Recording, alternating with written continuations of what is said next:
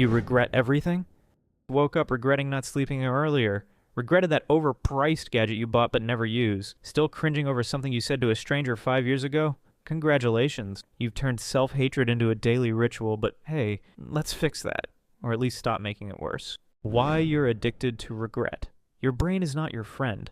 It's a paranoid security guard, constantly scanning for threats, even when there are none. That's why, after a decent day, your brain whispers, wait, what did you mess up this time? It digs through memory like a nosy ex, finds that awkward handshake from 3 days ago, or the joke that didn't land, or that one time you tried being vulnerable and got ghosted, and boom, emotional hangover. It's called negativity bias. Your brain is hardwired to remember pain, shame, and failure. Not wins, because wins don't keep you alive. Fear does. Thanks, evolution. But here's the kicker. Your brain doesn't just remember. It distorts. It exaggerates.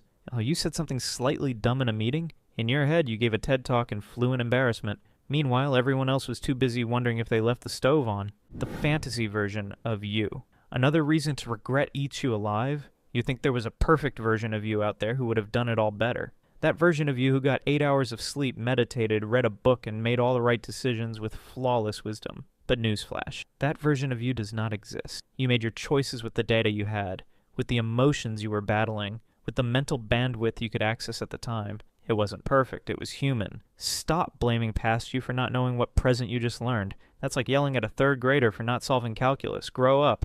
How to weaponize regret now. Let's do something radical. Let's use regret like it's data, not a punishment, not a scarlet letter, just information. You regret that late night binge eating session? Okay. Now you know what triggers it. Next time, eat a proper dinner. That's not weakness, that's progress.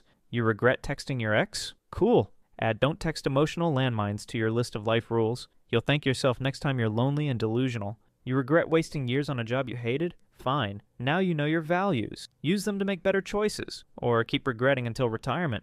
Regret is not the enemy. Repeating the same mistake is. Let go of the cringe. Here's a thought. What if you stopped acting like every awkward moment was a war crime? You said you too when the cashier said, enjoy your meal? Who cares? They won't remember it by the time they clock out. You tripped in public? They laughed. Then they checked Instagram and forgot you existed. You're not that important. And that's the most freeing thing you'll ever realize. Start telling your embarrassing stories out loud.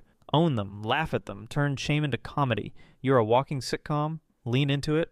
The past is a dead planet. Here's a question. How much of your life have you wasted mentally rewatching the same 5 regret clips like a sad Netflix rerun? Guess what? That scene won't change. The past is carved in stone, and no matter how many times you mentally re-edit it. You can punish yourself, replay it 100 times, cry about it. Still there. Still happened. Still unchangeable. What is changeable? The next decision, the next reaction, the next hour. Regret should be a spark, not a grave. Light the fire. Stop mourning your old self. They were just figuring it out, like you are now.